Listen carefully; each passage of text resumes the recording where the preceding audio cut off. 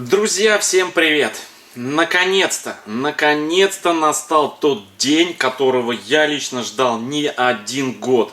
И особенно мучительными и томительными были последние недели, когда наша мать клана, уже известная, знаменитая, наверное, на весь YouTube, Орхидея, вот эта вот бабулечка, которой 15 лет, и последние 3,5 года из которых она, не переставая, цвела по очереди. То ее детка, которая уже 3 года сидит на этом цветоносе, на шее у бабули. И то сама бабуля, не переставая, выдавали цветоносы и продолжали цвести, цвести, цвести и цвести.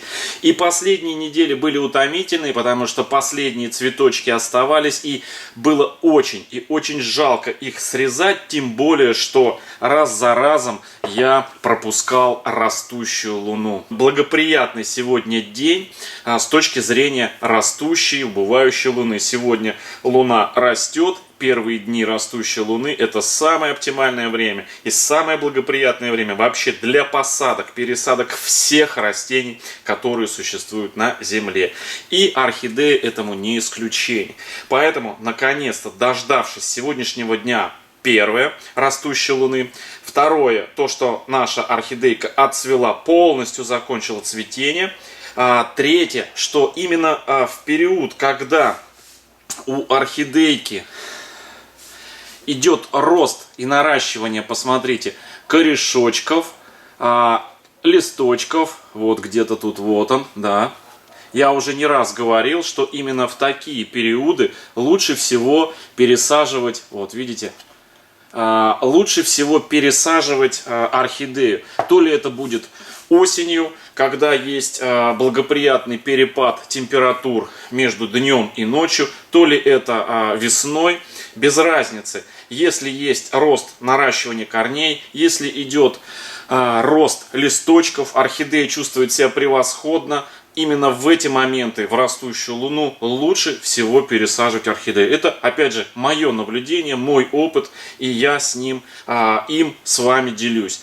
Поэтому давайте перейдем, наверное, к самому важному. Я так долго этого ждал. Я думаю, и многие из вас, кто смотрит мой канал, тоже этого ждали. Для пересадки мне понадобится уже небезызвестный вам всем мой поднос, как талисман. Горшок, в который я помещу бабулю саму. Горшок, в который помещу, точнее уже внутренность, второй внутренний горшок, детку.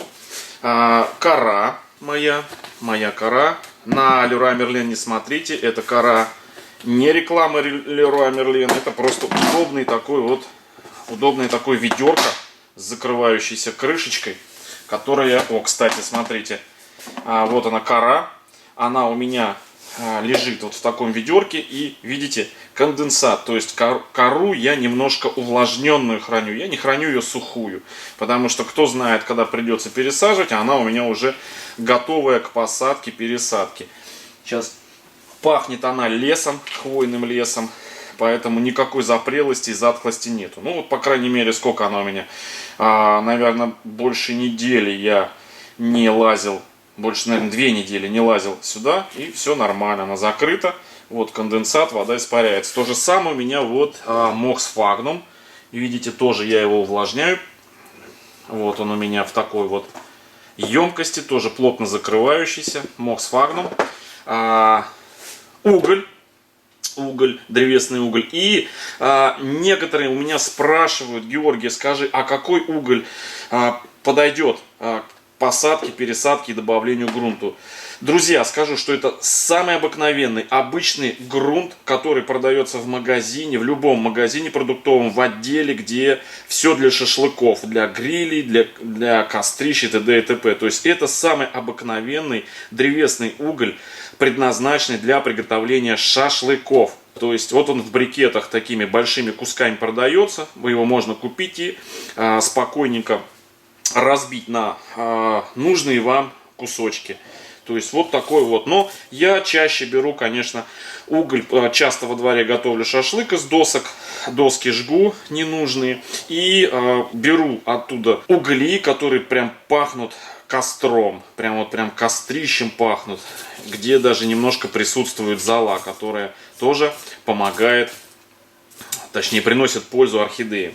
Итак, значит, у нас готова кора. Вот она.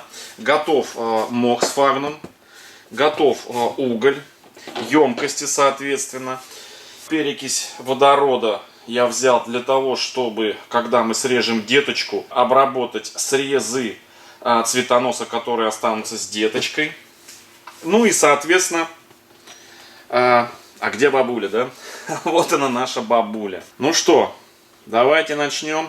Итак, друзья, детку я уже отделил и покажу вам в завтрашнем видео вместе с конкурсом, который я хочу организовать в завтрашнем видео, в котором один из подписчиков моего канала, неважно в какой точке земли подписчик мой будет жить, я отправлю эту детку, выберет это победителя компьютер. Но кроме этого победителя будет и еще масса различных призов, которые я сейчас не буду озвучивать. Это все узнаете завтра, их будет много. И победителей, ну, первый получит детку, второй еще что-то, третий еще что-то, четвертый, там пятый, я не знаю. Ну, 5 победителей обязательно в завтрашнем конкурсе будут у меня участвовать, потому что я хочу таким образом поддержать и поощрить подписчиков, зрителей моего канала вообще за то, что вы меня смотрите, за то, что я вам полезен и интересен. Ну что, деточку я отделил и покажу, конечно, в завтрашнем видео. А сейчас мы с вами, друзья, будем пересаживать бабулю уже с отделенной уже деточкой. Ну, давайте. Деточку мы с вами отсоединили, да. Вот она, срез остался от цветоноза. И теперь самое время нам извлечь нашу бабулю из горшка, да. Давайте извлечем внутренний горшок из внешнего. Вот так вот. Раз. Вот. Смотрите, какая прелесть. Я вам сейчас поближе покажу. Смотрите. Вот такие корни. Видите? Вот в этот горшок мы не залазили уже, наверное, лет 8. Она сидит в этом горшке 8 лет практически. И эта кора, вот здесь, кстати, к слову сказать, еще будучи, я собирал просто с деревьев, ничем ее не обрабатывал. И вот эта вот кора находится сейчас вот в этом горшке. У меня даже самого сейчас как бы есть такие волнительные ощущения, что там у нас внутри за это время. Вот посмотрите, кстати, интересный момент по поводу мха. Я не знаю, видно вам, не видно, но вот здесь вот выросли то ли водоросли, то ли мох. Я сейчас возьму другую камеру, покажу вам. Вот, смотрите. В горшке за эти годы образовался вот такой вот зеленый, пушистый, я не знаю, то ли водоросли, то ли мох. Но в любом случае, это хороший показатель того, что здесь налажена вся такая вот среда, как в природе у орхидеи. Здесь есть корни и живые этого года, есть корни и прошлых лет, и есть, вот видите, корни, которые уже давно засохли, которым уже, я не знаю, больше 3, больше 5 лет. Орхидея росла, листья росли, она медленно, уверенно вылазила из этого горшка. И видите, как глубоко остались цветоносы, которым уже, не знаю, лет по 10, которые глубоко из горшка вылазят. Вот такие корни у нее. Да. Вот здесь тоже у нас то ли водоросли, то ли мох там внутри. Ну что, настало время нам залезть в горшочек и вытащить ее оттуда. Честно говоря, я волнуюсь Потому что эта орхидея уже столько лет. И самое, что вот в этой всей истории осложняет то, что у нее, я хочу показать вам, как раз такой момент, у нее корни, видите, я не знаю, видите, нет, вот, проросли горшок и вот торчат вот из дна этого горшка. Ну, сейчас будем смотреть, как лучше вытащить ее,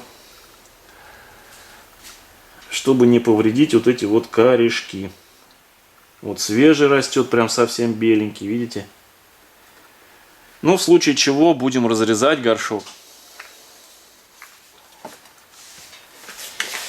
Ну что, начнем, пожалуй.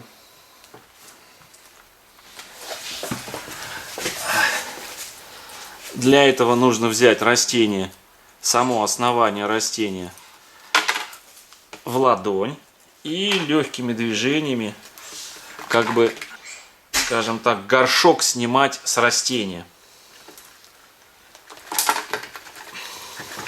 Снимать горшок с растения.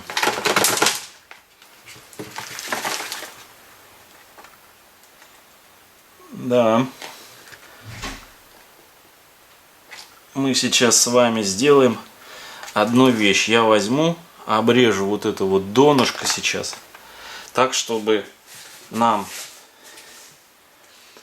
корни, которые проросли донышко, они вылезли вместе со всем содержимым из горшка. Посмотрим, помогут ли нам вот эти ножницы. Сперва мы отрежем вот здесь вот кончик. Так, не получается. Взял вот такой канцелярский нож для того, чтобы прорезать сперва вот здесь вот, скажем так, дырочку, в которую я просуну кончик ножниц и отрежу дно горшка. Надо так аккуратно, чтобы не повредить не то что корни, но еще и в руку не воткнуть себе. Да. Ну вот так вот мы дырочку сделали. И теперь я спокойно сейчас разрежу этот горшок.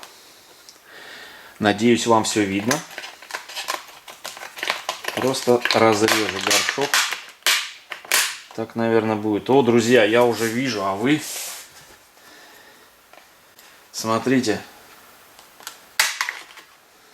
Вы это видите? Я вообще в шоке. Возьму еще одни ножницы.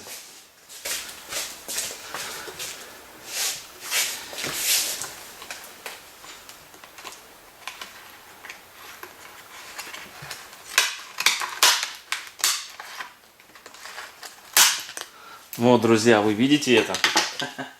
Смотрите, такое ощущение, вот знаете, как будто эту вот вату утрамбовали. И вот так вот слоем эту вату уложили, такую своеобразную зеленую вату. Вот смотрите, какой слой. Это водоросли. Или мох, или водоросли.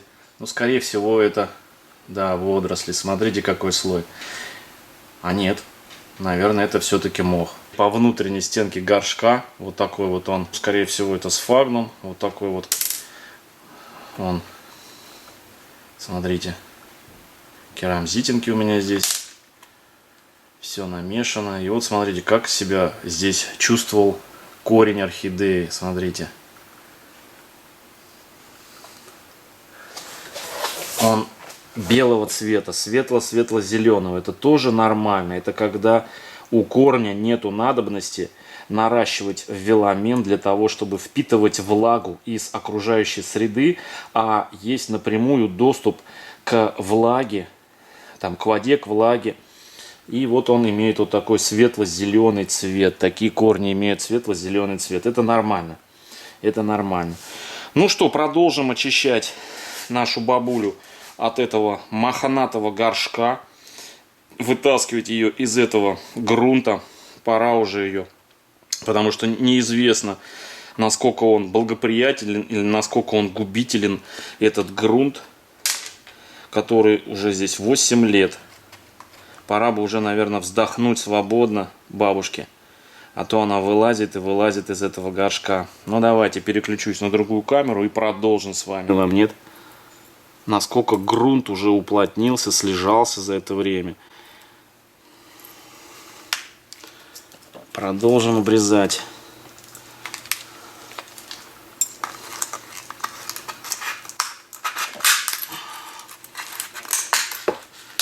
Вот так вот. И теперь нам нужно весь этот комок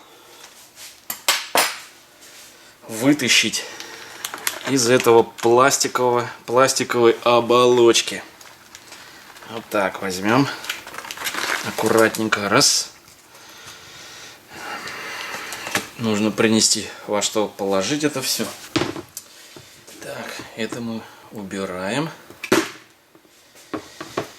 И вот теперь нам нужно вот это вот распотрошить, освободить, очистить корешки. Давайте посмотрите поближе вот этот слой мха. Смотрите. Вот он. Корни, смотрите, орхидеи, они прям присасываются к этому мху. Потому что именно, наверное, вода, которая находилась на донышке, по мху подымалась вверх, и корни присасывались к этому мху и впитывали влагу. Но нам надо освободить вот эти корни, которые проросли сквозь горшок.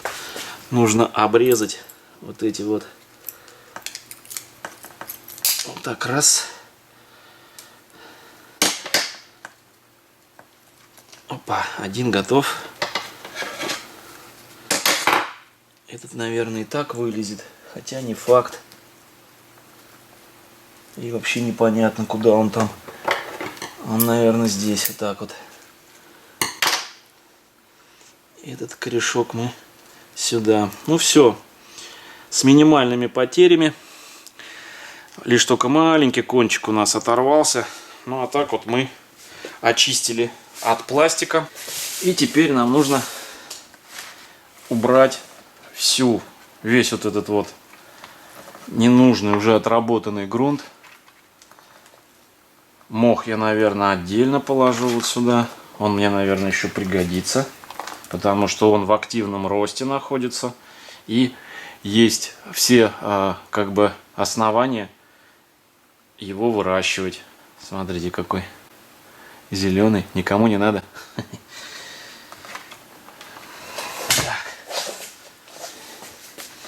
Вот так вот мы ее очищаем.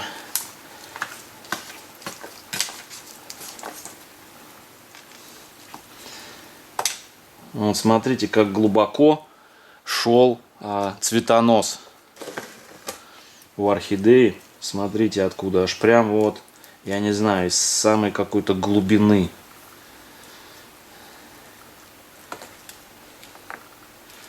Почистим эти все корешочки. Да, вот видите, есть уже и такие отмершие корни. Вот они, проволочки внутренние остались. Но это не от того, что он в поливе мокрые пяточки. Это от того, что этим корням уже десяток лет. Вот так все почистим. Видите, насколько кора уже разложилась за это время, что превратилась вот в такую вот мелкую, такую субстанцию какую-то, похожую на, я не знаю, как опилки, что ли, такие вот. Это вот когда-то была кора. Поэтому и говорят, что нужно кору периодически менять, пересаживать раз в 3-4 года. Ну уж точно никак не в 8 лет. Вот это мы все очищаем. Вот, друзья, вы заглянули вместе со мной в корни 15-летней бабушки. Посмотрите, вы могли бы видеть когда-нибудь корни орхидеи, которой много лет. Ну все, старенькие мы сейчас все корешочки удалим тоже. Обрежем их, они не нужны.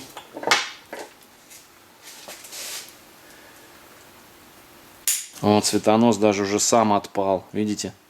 Цветонос сам отпал. Старый. Обновим ей корешочки. Вот единственный вопрос, конечно, да, насколько ей обрезать ей шейку, вот эту корневую. Я так полагаю, что есть смысл обрезать вот в этом месте, вот эту всю корневую систему посадить обратно в горшок, а макушку с верхними вот этими корнями, которые только-только начали рост, вы видите, вот они, посадить в другой горшок. Таким образом мы можем получить две орхидеи. Да, наверное, так и сделаем. Потому что здесь, посмотрите, слишком длинная корневая шейка. Она просто огромная. То есть, плюс корни, я не знаю, это надо какой глубины горшок взять, чтобы все это дело усадить. Поэтому, на мой взгляд, самым вероятным таким и практичным способом будет это вот здесь ее рассечь, вот в этом месте. И вот этот весь низ посадить обратно в горшок, в кору. И ждать, когда этот пенечек выдаст деточку. А верхнюю часть, обновленную, скажем так, причесанную, мы в новый горшок и в новый субстрат. Ну, давайте так и сделаем. Обрежем ее, зачистим корешки. Тут я почищу немножко корневую, потому что очень-очень много уже отмерших корешков, которые нам совсем не нужны. И вот мы сейчас вот здесь, я просто хочу расчистить место, где буду срезать. Вот смотрите, вот здесь. Наверное, да? Вот так вот обрежу. Или может чуть повыше, вот здесь. Как вы считаете? Наверное, да, вот здесь, вот в этой части я сделаю разрез. Да. Это, наверное, самый оптимальный тут. И вот здесь мы... Ну что, давайте.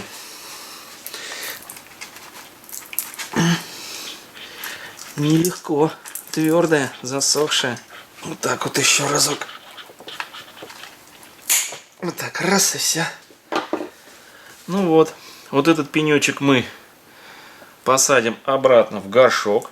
Вот этот пенек. Все с тем же цветоносом. А вот эту обновленную часть мы усадим в новый горшок. Лишь только часть корешков здесь подрежем, вот эту сухую. Она не нужна. Вот этот корешок. Ну и все, тут у нее остались все замечательные корни. Обязательно возьму перекись и обработаю место среза. Место среза вот так вот. Да. И все, и положу ее на часок-другой подсохнуть, чтобы она подсохла перед тем, как посадить в новый горшок. Вот еще сухие цветоносы вот эти вот срежу, они тоже не нужны. Вот так. Все. Бабулю положим сохнуть, подсыхать. А пенечек сейчас посадим обратно в горшочек. Посажу я ее вот в этот вот горшок новенький. Намешаю сейчас коры, угля и, соответственно, мха. Всего вот этого по чуть-чуть набросаю в этот горшок и усажу корни нашей бабушки. Единственный момент, что какие-то уже здесь старые отмершие корешки я сейчас подрежу. Вы знаете, я даже не буду ничего не промывать, ничего. Вот так, как оно есть, так ее и усажу, чтобы как бы не вносить дисбаланс вот уже в эту корневую систему, которая не один год существовала. Единственный момент, что и вот здесь вот я пенечек ей обработаю перекисью, чтобы никакие бациллы, бактерии не попали. И вот лишь только немножко вот эти вот, где есть корешки, вот такие вот отмершие. Их тут, кстати, не так уж и много, как может показаться на первый взгляд. но все равно присутствует. Отдирать камушки, и точнее не камушки, а кору, которым присосалась корни орхидеи, я не стану. Камушки, кору, тут все есть, и керамзит, и все вместе. Все. Вот это вот все, вот эту часть мы сейчас посадим вот в этот вот горшок, вот так. И будем за ней наблюдать, что с ней будет происходить. Возможно, выдаст нам детку, а возможно и не выдаст детку. Но будем надеяться, что что-нибудь из этого получится. На дно бросим, как всегда, щепоть крупной коры.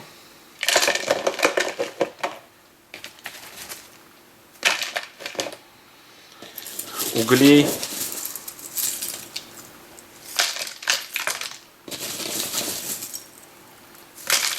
Вот так. Посажу ее таким макаром.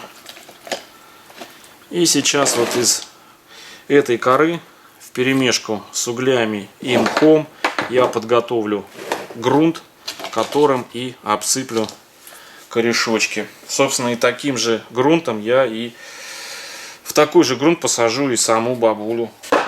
Вот здесь сейчас сделаю замес. Разные фракции наберу коры.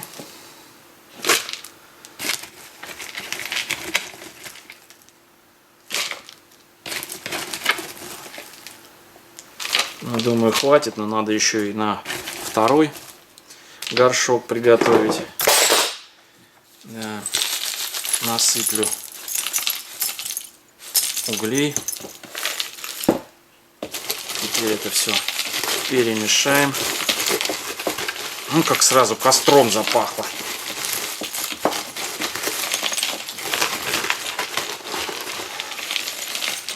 Все. Теперь мы добавлю, наверное, мха, чтобы было побольше у нее влаги. Мох. Видите?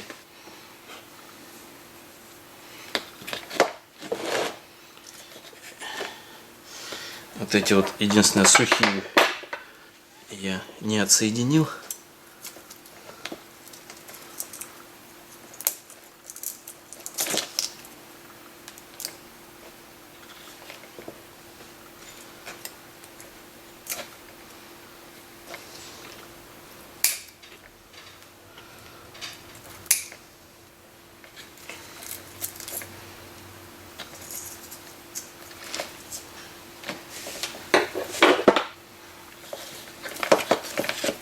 Немного туда мха внутрь, сами корни, потому что они были во влажной среде. Эту же среду мы им и оставим.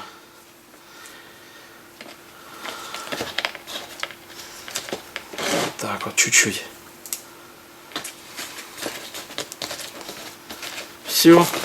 А теперь обсыпем грунтом.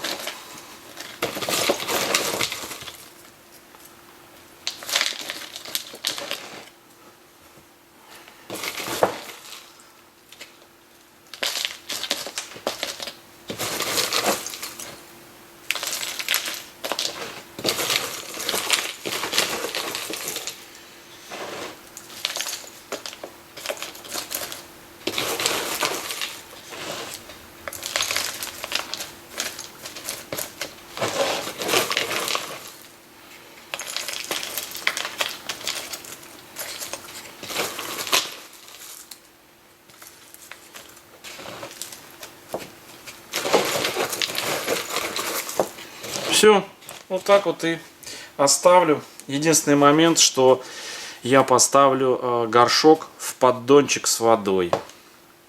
Сейчас принесу поддончик. Вот так вот.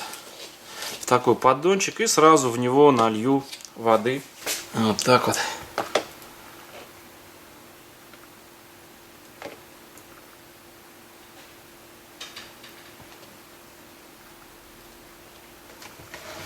Все. И поставлю его в светлое, теплое место, где много солнца, в надежде на то, что этот пенечек выдаст нам деточку. Периодически буду увлажнять здесь сверху по мере высыхания верха, но низ будет у меня по системе мокрые пяточки. Ну что, друзья, теперь посадим саму бабулю вот в этот вот горшочек. Ой, но прежде чем посадить ее, нам нужно ее немножечко прихорошить, потому что, если вы заметите, у нее есть вот эти вот обожженности термические. Вот, камера видит? Вы видите, да? Смотрите. Листики обгорели термически от горячую пленку солнцезащитную. И вот я хочу их аккуратненько обрезать. Заодно и вам показать, как я это делаю. Легко и непринужденно. Самое главное, нужно что-то, какая-то доска, на которой нам обрезать. И уже нам известный канцелярский нож. Вот таким макаром. Это уже как кому угодно. Кто хочет обрезать клинушком, вот так вот, клинушком, чтобы красиво было. Кто хочет, можно обрезать кружочком, кому как угодно. Я обрежу клинушком и создам видимость того, что листочек, обычный листочек, просто маленький. Вот так берем это аккуратненько. Раз. И вот так. Раз. Все. Сами места среза я обязательно обработаю перекисью. Обязательно. Вот таким макаром. Я делал это уже не раз. В видео показывал это вам, как это делать. Легко, просто. Вот эти кончики я тоже срежу. Для эстетики, скажем так. Раз. Все. Обработаем перекисью. Я не стал обмывать, если заметите, корни. От того субстрата, который был у нее, находился в предыдущем горшке. Я сторонник того, что все-таки из предыдущего горшка в новый субстрат нужно заносить микрофлору, чтобы в этом новом горшке, в новом грунте не заводилась какая-либо другая ненужная живность. Так, и вот здесь вот тоже сейчас обрежу аккуратненько. Вот так раз. И вот так вот два. Все. Здесь тоже я обработаю перекисью. Аккуратненько. Вот так. Все. Наша бабуля готова к переезду в новый свой домик. Убираем в сторону нашу деревяшку. Берем горшок. На дно я уже приготовил вот такие крупные куски коры. Вот такие вот. Брошу их. Вот так. Можно даже еще подбросить чуть-чуть. Вот так. Примерно примеряю нашу бабушку. Листья я потом в конце уже, когда посажу, протру. Вот так она будет у нас. Вот так в горшке. И начинаю заполнять горшок приготовленной корой.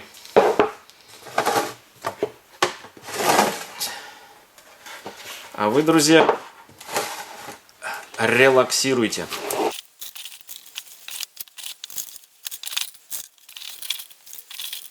Ввиду того, что большая часть корней у бабули были на открытом воздухе, видите, да? Именно поэтому я подобрал смесь такую более воздушную, более воздухопроницаемую, с крупными кусками коры, чтобы корни сами по себе как можно меньше как можно меньше соприкасались с поверхностью коры. Для этого кора должна быть, конечно, безусловно, крупная. Так, нам не хватило. Я вот так вот подложу и заготовлю еще. И обязательно под попу нашей бабушки, вот сюда, я засуну кусочек уголька. Обязательно. Можно даже не один, а несколько. Уголь хорошо, древесный уголь хорошо забирает влагу, которая может нанести вред тому месту, где сделали срез. Отделили пенек от основания растения. Поэтому туда можно к попе орхидеи наложить угольков. Все. И продолжим пересадку. Засыпать крупными кусками.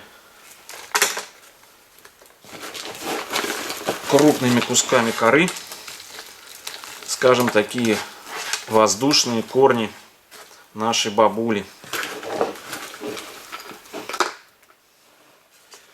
Где-то даже, наверное, у основания нужно подложить побольше кусочки, чтобы она на них как бы упиралась.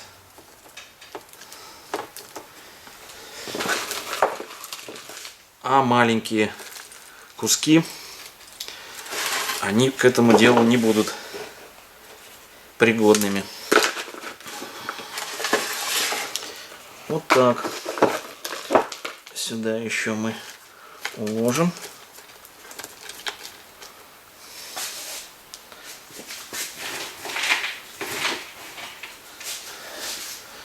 Можно вот сюда прям совсем хороший такой кусок положить коры, потому что она, видите, у нас норовит лечь на бок. Вот как бы как подпорку ей из крупных кусков коры сделал. Ну вот. Сейчас еще протру ей листья. И она может отправляться на то место, где и находилась последние несколько лет. Так.